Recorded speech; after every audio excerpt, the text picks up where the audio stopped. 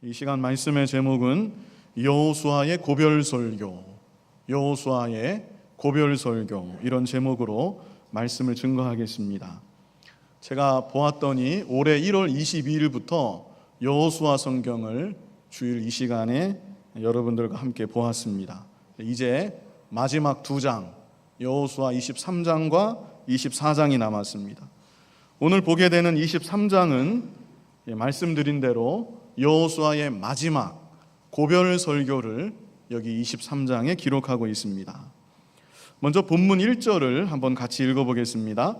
여호와께서 이스라엘의 사방 대적을 다 멸하시고 안식을 이스라엘에게 주신 지 오랜 후에 여호수아가 나이 많아 늙은지라.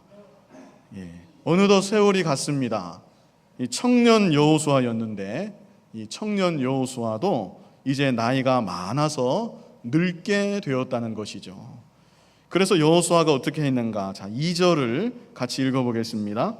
여호수아가 온 이스라엘 곧 그 장로들과 두령들과 재판장들과 유사들을 불러다가 그들에게 이르되 나는 나이 많아 늙었도다. 자, 여호수아가 장로들, 두령들, 재판장들, 유사들, 다시 말하면 백성의 지도자들입니다. 이 지도자들을 다 불러서 모이게 했습니다. 왜 모이게 했을까요? 마지막으로 이들에게 중요한 교훈의 말씀을 주기 위해서 모이게 한 것입니다. 이제까지도 여호수아는 앞장서서 백성들을 이끌고 백성들 앞에서 신앙의 모본을 보여준 지도자였습니다.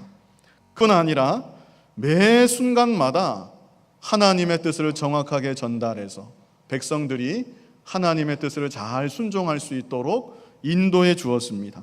그리고 이제 그의 생애 거의 마지막 순간에 다시 한번 모든 지도자들을 불러서 모아두고 그들의 믿음을 위해서, 이스라엘을 위해서 중요한 교훈의 말씀을 주기 위해서 이렇게 모이게 한 것입니다. 자, 그렇다면 이제 여호수아가 이들에게 어떤 말씀을 주었는가? 우리 본문 3절 같이 한번 읽어보겠습니다. 너희 하나님 여호와께서 너희를 위하여 이 모든 나라에 행하신 일을 너희가 다 보았거니와 너희 하나님 여호와 그는 너희를 위하여 싸우신 자신이라. 아멘. 먼저 여호수아는 하나님께서 그들을 위해서, 이스라엘 백성들을 위해서 싸워주셨다는 사실을 말씀하고 있습니다. 다시 말해서 이것은 무엇인가 하면 하나님의 은혜를 잊어버리지 말라는 것입니다. 지금 이스라엘 백성들이 가나안 정복 전쟁을 다 마치고 가나안 땅에 잘 정착해서 아무 탈 없이 잘 살고 있습니다. 그런데 이것이 과연 누구 때문인지 알라는 거예요. 여호수아가 뛰어나서도 아니고 이스라엘 백성들이 용맹스럽게 싸웠기 때문도 아니고 그 근본 원인은 여호와 하나님께서 그들을 위하여 친히 싸워주셨기 때문이라는 사실입니다. 오늘날도 그렇습니다. 우리가 하루하루 살아가는 것이 내 힘으로 살아가는 것이 절대로 아닙니다. 이제까지 우리가 지내온 것이 내 힘과 내 지혜로 이 험한 세상을 돌파하며 살아온 것이 아닙니다. 근본적으로는 하나님께서 우리 곁에 계셔서 우리를 붙잡아 주시고 우리의 손을 잡아서 이끌어 주시고 어려운 순간 만날 때마다 하나님께서 우리 위하여 친히 싸워 주셨기 때문에 오늘날 우리가 이 자리에 있는 것입니다. 우리가 이 사실을 절대로 잊어버려서는 안 되는 것입니다. 이사야 49장 15절에 보면 이런 말씀이 있습니다. 여인이 어찌 그 젖먹는 자식을 잊겠으며 자기 태에서 난 아들을 긍휼히 여기지 않겠느냐. 그들은 혹시 잊을지라도 나는 너를 잊지 아니할 것이라. 우리 하나님 이렇게 말씀하십니다. 이 세상의 인간적인 사랑 가운데 어머니의 사랑이 가장 크고도 고귀한 사랑이라고 말들을 합니다. 그런데 하나님께서는 그런 어머니의 사랑에 빗대어서 그들은 혹시, 그 어머니는 혹시 자기 자식을 잊는 일이 있다 할지라도 나는 너를 잊지 아니할 것이다. 어머니의 사랑보다도 더 크고 넓고 영원히 변치 않는 사랑으로 저와 여러분을 사랑해 주시고 어떤 일이 있어도 저와 여러분을 잊어버리지 않으신다고 말씀해 주신 것입니다. 이 사랑을 잊지 말고 이제까지도 나와 함께 하사 나를 인도해 주셨고 내 인생의 여러 구비구비 어려운 일 만날 때마다 나를 위해서 친히 싸워주신 하나님의 은혜, 우리가 이 은혜를 늘 생각하고 감사하며 살아갈 수 있는 저와 여러분이 다 되어야 하겠습니다. 이제 이어서 4절로 5절 말씀, 본문 4절로 5절까지 뜻을 생각하면서 같이 읽어보겠습니다.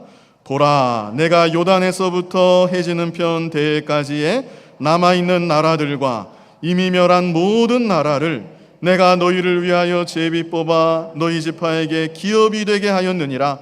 너희 하나님 여호와 그가 너희 앞에서 그들을 쫓으사 너희 목전에서 떠나게 하시리니 너희 하나님 여호와께서 너희에게 말씀하신 대로 너희가 그 땅을 차지할 것이라. 아멘.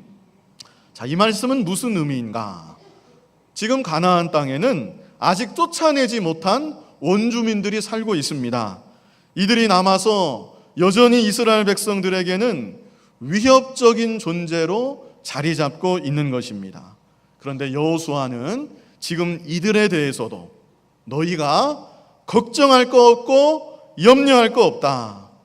하나님께서 이제까지 너희 위해서 싸워주지 않으셨느냐? 지금 남아있는 이들에 대해서도 하나님께서 친히 싸워주시사 다 내어 쫓아 주실 것이다. 그러므로 너희는 그 사실만을 믿고 믿음으로 담대하게 나아가면 된다. 여호수아가 이렇게 말씀해주고 있는 것입니다. 오늘날 저와 여러분에게도 우리 앞에 당면한 문제들이 있습니다. 나를 가로막고 있는 장애물들이 있고 나로 하여금 두렵게 만들고 걱정하게 만드는 문제거리가 누구에게나 다 있는 겁니다. 그러나 우리가 기억해야 될 것은 지금 이 순간까지도 하나님께서 나를 붙잡아 주셨고 인도해 주셨고 이제까지 모든 갈등과 문제들을 극복할 수 있도록 역사해 주셨다는 사실입니다. 그러므로 우리는 하나님만을 믿고 의지하며 담대하게 나아가면 되는 것입니다. 나를 붙잡고 여기까지 인도해 주신 하나님, 그 하나님께서 앞으로도 영원한 본향 하늘나라에 이르기까지 우리를 붙잡아 주시고 인도해 주시는 것입니다. 아무것도 걱정할 것이 없습니다. 그저 하나님 은혜에 감사하면서 그저 하루하루, 우리는 하루하루 살아가는 거예요. 하루하루 하나님 믿고 하루하루 하나님 잘 섬기고 믿음의 발걸음을 한 걸음 한 걸음 옮기다 보면 거친 구름이 다 지나가고 어두운 장막이 다 걷어지고 영원한 아버지 나라에까지 안전하게 인도함을 받는 것입니다. 이제 6절부터는 여호수아가 구체적인 지침을 내려주고 있는 것입니다. 자, 지금까지 한 말씀은 하나님께서 이제까지 너희 위해서 싸워주셨다. 앞으로도 싸워주실 것이다. 여호수아가 그 말씀을 했는데요. 이제 구체적으로 그 하나님을 어떻게 믿고 의지해야 되는지 구체적인 세부 지침을 말씀해주고 있는 것입니다. 우리 먼저 6절 말씀, 본문 6절을 같이 읽어보겠습니다. 그러므로 너희는 크게 힘써 모세의 율법책에 기록된 것을 다 지켜 행하라. 그것을 떠나 좌로나 우로나 치우치지 말라. 여호수아의 이 자주 나오는 말씀입니다. 1장에서부터 여호수아에게 주신 말씀이기도 한데요. 자, 첫 번째는 크게 힘써 하나님의 말씀을 순종하라. 이런 지침을 내려주었습니다. 하나님 말씀을 순종하라. 그냥 그렇게 말한 것이 아니고 그 앞에가 중요해요. 어떻게 하나님의 말씀을 순종하라고요? 크게 힘써. 이게 중요합니다. 크게 힘써 하나님의 말씀을 순종해라. 우리가 순종한다고는 해도 하나님의 말씀을 온전히 순종하지 못합니다. 우리가 다 부족해요. 그래서 실수할 때가 많습니다. 때로는 우리 믿음이 연약해서 이러면 안 되는데 하면서도 말씀을 순종하지 못하는 경우가 있습니다. 그러나 중요한 것은 그런 자기 자신을 당연하게 생각하면 안 된다는 것입니다. 그냥 이 정도로 믿으면 되지 이렇게 생각하고 주저앉으면 안 되는 것입니다. 어떤 사람은 말씀에 분명하게 기록되어 있는 것도 자기 자신을 합리화시켜서 누가 이대로 사는가? 내가 무슨 목사도 아니고 굳이 이런 것까지 순종할 필요가 있겠는가? 하면서 아예 어떤 특정한 말씀은 순종할 생각조차 안 하는 경우도 있습니다. 그러나 그렇게 하면 안 된다는 것입니다. 우리는 하나님의 자녀로 이 세상 살아가는 동안 하나님의 말씀을 잘 배워서 어찌해서든지 그 말씀대로 순종하며 살기를 힘써야 합니다. 내가 부족해서 순종하지 못하더라도 자기를 합리화시키고 당연하게 여기는 것이 아니라 나의 연약함과 부족함을 하나님 앞에 고백하고 앞으로는 좀 더 말씀대로 살기를 소원하고 하나님 앞에 힘쓰면서 살아야 그것이 바로 된 것입니다. 그래서 여호수아는 너희가 무조건 말씀을 100% 순종해야 된다 이렇게 말한 것이 아니고 너희가 크게 힘써 하나님의 말씀을 순종하라 이런 이 지침을 내려준 것입니다. 저와 여러분의 각자의 양심이 다 압니다. 내가 지금 정말 힘쓰고 있는가? 하나님 말씀 순종하기 위해서 이 세상 살아갈 때 하나님 뜻대로 살아가기 위해서 전심전력을 다 기울이며 살아가고 있는가? 우리 스스로 우리 자신을 돌아봐야 합니다. 앞으로 살아가는 삶 가운데 우리 현재의 위치는 다 다릅니다. 우리 각자가 믿음의 위치가 어느 위치에 있든지 간에 중요한 것은 중심입니다. 내 중심이 좀 더 힘써서 내가 믿음으로 좀 바로 살아야 되겠다. 내가 지금 이 말씀 순종하지 못하지만 내가 앞으로는 이 말씀도 좀 순종해야 되겠다. 하나님을 좀 더 기쁘시게 하는 삶을 살아야 되겠다. 이런 마음의 소원을 가지고 말씀 순종하기에 더욱 힘쓰며 살아갈 수 있는 저와 여러분이 다 되어야 하겠습니다. 이제 두 번째로 내린 지침 7절 말씀에 있는데요. 우리 7절 말씀 같이 한번 읽어보겠습니다. 너희 중에 남아있는 이 나라들 중에 가지 말라. 그 신들의 이름을 부르지 말라. 그것을 가리켜 맹세하지 말라. 또 그것을 섬겨서 그것에게 절하지 말라. 자, 두 번째 지침은 이방 우상을 섬기지 말라는 것입니다. 이방 우상을 섬기지 말라. 이 당시 가나안 부족들이 많은 우상들을 만들어 놓고 그 우상들을 섬겼습니다. 그러나 하나님 백성된 너희들은 그 우상들의 이름을 부르지도 말고 맹세하지도 말고 절하지도 말라. 여호수아가 이렇게 신신당부를 한 것입니다.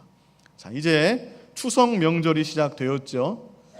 흩어져 살던 가족들이 한자리에 모여서 함께 음식을 나누고 교제하는 일은 참 좋은 일입니다.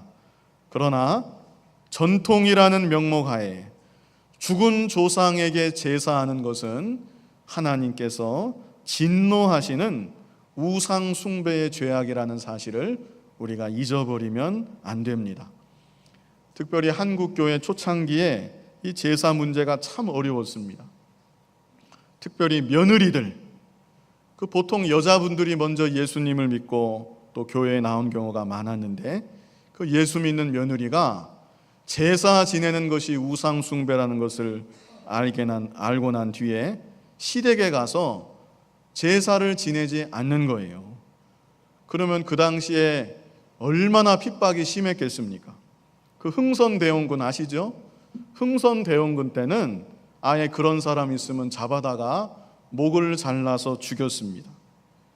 좀 개화가 된 이후에도 죽이지는 않았어도 그런 며느리 있으면 머리끄댕이 잡아다가 질질 끌고 다니면서 마을을 한 바퀴 돌고, 그러면 동네 사람들은 다 나와서 그 며느리한테 침을 뱉고 돌을 던지고 욕을 하고 말로 다 할 수 없는 핍박을 받았습니다. 오늘날이야 우리가 핍박을 받은들 얼마나 받겠습니까? 그냥 눈치 좀 보고 혹 욕을 하면 죄송합니다 그러면서 욕을 좀 먹으면 되고, 뭐 때리지는 않을 것 같아요. 요즘에는 혹시 때리는 경우가 있는지 모르겠습니다. 다 큰 어른을, 며느리를 그렇게. 어찌 되었든 우리가 예수님 바라보고 나 위해서 십자가 고난 당하신 예수님 생각하면 얼마든지 이길 수 있습니다. 그리고 중요한 것은 평상시에 안 믿는 친척들에게 잘해야 합니다. 다른 누구보다도 모범이 되고, 저 사람은 제사 하나 안 지내는 것 말고는 나무랄 데가 없다, 이런 말이 나올 정도로 잘해야 합니다. 그러면 하나님께서도 기뻐하시고 사람에게도 인정을 받고 믿음을 지키면서 살아갈 수 있도록 하나님께서 역사해 주십니다.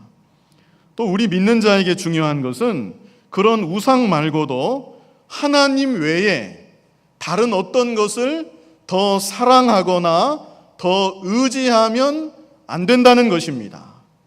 하나님보다 더 의지하는 것, 하나님보다 더 사랑하는 것, 그런 것들이 다 우상인 줄 알아야 합니다. 내 마음 가운데 나는 이것 없으면 절대로 못 산다, 이런 것이 한 가지라도 있어서는 안 됩니다. 남편을 사랑해야 되지만 나는 당신 없으면 죽어도 못 살아요. 만약 그렇게 되면 남편이 우상이 된 겁니다.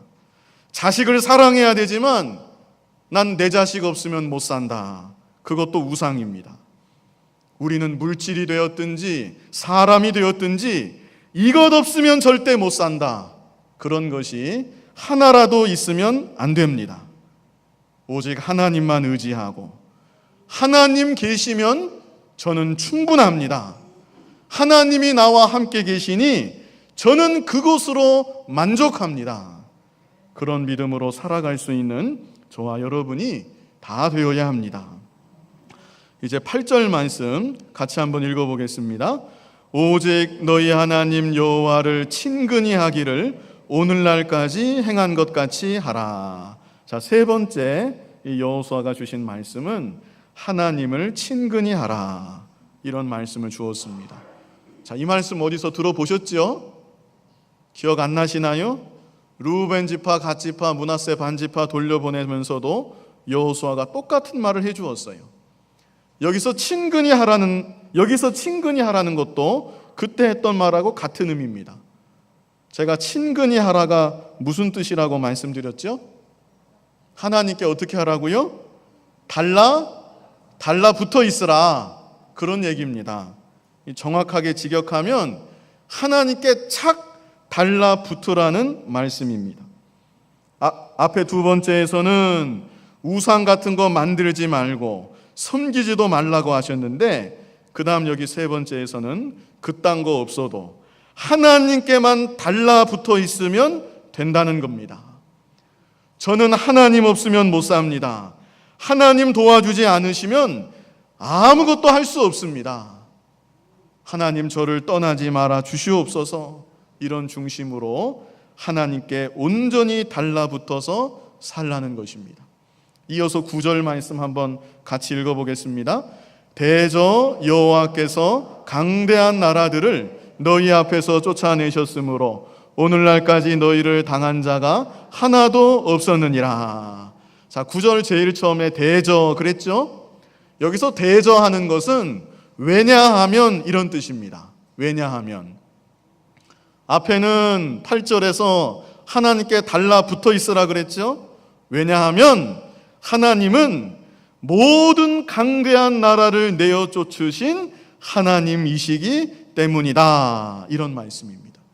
우리가 섬기는 하나님은 창조주 하나님이시고 전능하신 하나님이십니다. 그러므로 여기저기 두리번거릴 것 없이 오직 하나님만 바라보고 하나님께만 달라붙어 있으면 된다는 것입니다.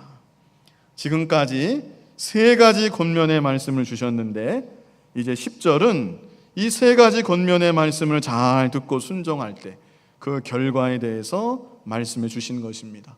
우리 10절 말씀 같이 읽어보겠습니다. 너희 중 한 사람이 1000명을 쫓으리니 이는 너희 하나님 여호와 그가 너희에게 말씀하신 것 같이 너희를 위하여 싸우심이라. 아멘. 자, 지금까지 말씀해 준 이 권면의 말을 잘 기억하고 그대로만 살아가면 한 사람이 1000명을 쫓아내도록 해주신다는 것입니다. 일당 1000의 사람, 일당 1000의 인생이 되도록 인도해 주신다는 것입니다. 그러므로 오늘날 우리들도 이 세 가지 권면이 무엇이었죠? 하나님 말씀을 어떻게 순종해요?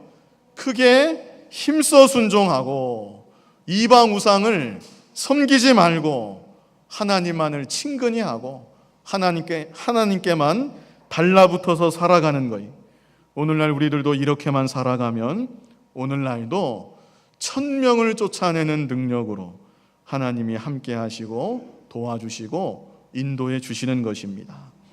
이제 11절부터는 경고의 말씀을 주셨습니다. 우리 11절로 13절 말씀 한번 같이 뜻을 생각하면서 읽어보겠습니다.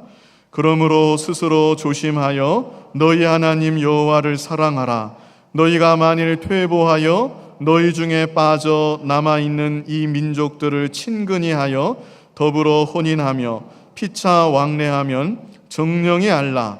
너희 하나님 여호와께서 이 민족들을 너희 목전에서 다시는 쫓아내지 아니하시리니 그들이 너희에게 울무가 되며 덫이 되며 너희 옆구리에 채찍이 되며 너희 눈에 가시가 되어서 너희가 필경은 너희 하나님 여호와께서 너희에게 주신 이 아름다운 땅에서 멸절하리라. 아멘. 지금은 이스라엘 백성들이 하나님을 잘 섬기고 있습니다.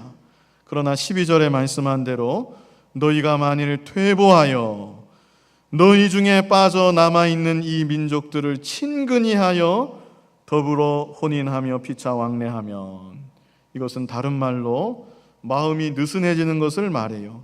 하나님께서는 멸절하라고 명령했던 족속들인데 그들에게 가까이 다가가고 그래서 더불어 혼인하고 피차 왕래하게 되면 그 다음은 어떻게 됩니까? 13절에 정령이 알라 그랬습니다. 그들이 올무가 되고 덫이 되고 옆구리에 채찍같이 되고 눈에 가시가 된다고 경고의 말씀을 주었습니다. 그뿐 아니라 너희가 필경은 너희 하나님 여호와께서 너희에게 주신 이 아름다운 땅에서 멸절하리라. 멸절하라고 명하셨던 죄의 세력, 세상 세력, 그런 것들을 멸절하지 않고 그런 것들에게 질질 끌려다니고 타협하고 오히려 그런 것들하고 친숙하게 지내면 그 다음에는 하나님께서 우리들을 멸절한다고 여기 말씀하고 있습니다. 물론 그렇다고 하나님 자녀된 우리의 신분 자체가 변경되는 것은 아닙니다. 여기서 멸절한다는 것은 하나님 은혜의 자리에서 떠나게 된다는 것입니다. 하나님이 주시는 참 복을 누리지 못하고 이 세상 가운데 유리방황하는 인생이 된다는 뜻입니다. 실제로 이스라엘 백성들, 이방 백성들을 가까이 했습니다. 그들이 섬기는 우상을 같이 섬겼습니다. 그들과 교제했습니다. 하나님께 달라붙는 것이 아니라 그들에게 붙어서 그들을 의지하고 바라보며 살았습니다. 그럴 때 하나님이 어떻게 하셨죠? 결국 하나님의 백성 이스라엘 백성들을 이방 나라를 들어서 완전히 망하게 하셨습니다. 가나안 땅에서 쫓아내시고 바벨론 땅에 포로로 잡혀서 끌려가게 하셨던 것입니다. 그러므로 오늘날 우리들도 하나님의 준엄한 이 경고의 말씀을 잊지 말아야 합니다. 하나님만 믿고 의지하며 살아야지 세상과 가까워지면 안 됩니다. 세상에 내 마음과 내 정신을 빼앗기면 안 됩니다. 세상에 휩쓸리며 살아가면 안 되는 것입니다. 예수님은 자녀된 우리들에게 너희는 세상의 빛이다, 너희는 세상의 소금이다 말씀해 주셨습니다. 하나님 자녀된 우리들은 이 세상 가운데 살아갈 때 세상 죄악에 물들고 세상 돈과 쾌락에 안 믿는 사람들처럼 넙죽절하는 것이 아니라 오직 말씀대로 순종하며 이 세상 살아가고, 그래서 이 어두운 죄악 세상 가운데 밝은 빛을 비추고 소금으로서 맛을 내는 그런 사명을 감당해야 되는 것입니다. 그러나 우리가 그 사명을 제대로 감당하지 못하고 도리어 세상에 빠져서 허우적대며 살아가면 우리 하나님은 기뻐하지 않으십니다. 그리고 아예 세상 죄악에 깊이 빠져서 회개하지도 않고 헤어나오지 못하고 살아간다면 그 다음에는 하나님의 준엄한 심판이 반드시 있습니다. 우리의 심판을 잊지 말고 항상 우리의 신분을 잊지 말고 항상 하나님 앞에서 두렵고 떨림으로 바르게 살아갈 수 있는 저와 여러분이 되어야 합니다.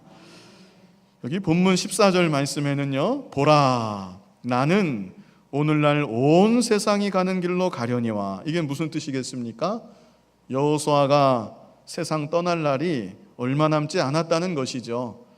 세월은 흘러가는 것이고 이 청년 여호수아도 이제 어느덧 하나님 앞에 갈 순간이 다가온 거예요. 그리고 여호수아는 하나님의 감동 가운데 이 사실을 알았던 것 같습니다. 그래서 보라, 내 모습을 보라, 나는 오늘날 온 세상이 가는 길로 가려니와 너희 하나님 여호와께서 너희에게 대하여 말씀하신 모든 선한 일이 하나도 틀리지 아니하고 다 너희에게 응하여 그 중에 하나도 어김이 없음을 너희 모든 사람의 마음과 뜻에 아는 바라. 너희들 이제까지 보지 않았느냐? 하나님의 약속의 말씀이 땅에 떨어진 것이 어디에 있느냐? 너희들 다 보고 알지 않느냐?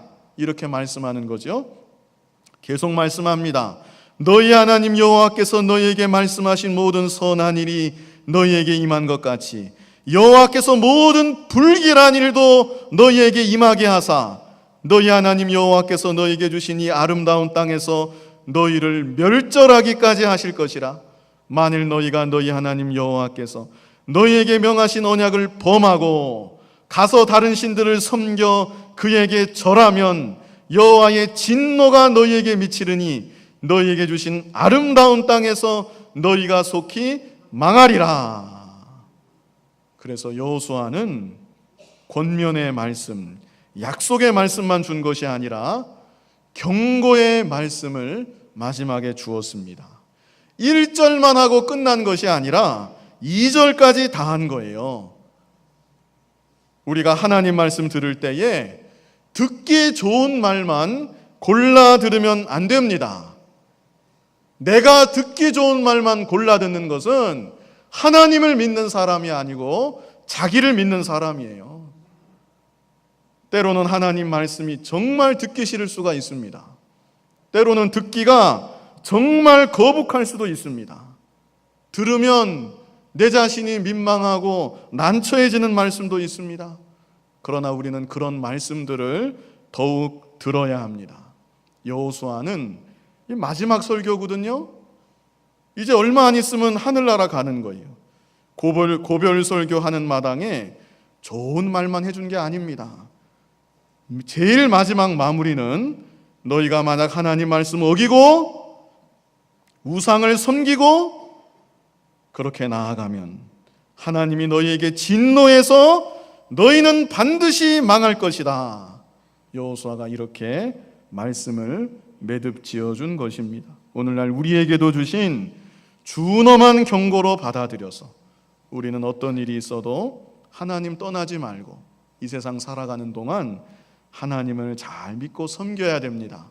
이 시간 특별히 기억할 것은 여호수아가 그 앞에 했던 세부적인 권면이 세 가지였죠. 첫 번째가 무엇이었습니까? 크게 힘써 하나님 말씀을 순종하라. 크게 힘써가 참 중요합니다. 힘쓰고 계신지 모르겠습니다. 믿는 일에 전심전력을 다하시는지 모르겠습니다. 내 현재의 위치는 사실 어떤 의미에서 그렇게 절대적으로 중요한 건 아니에요.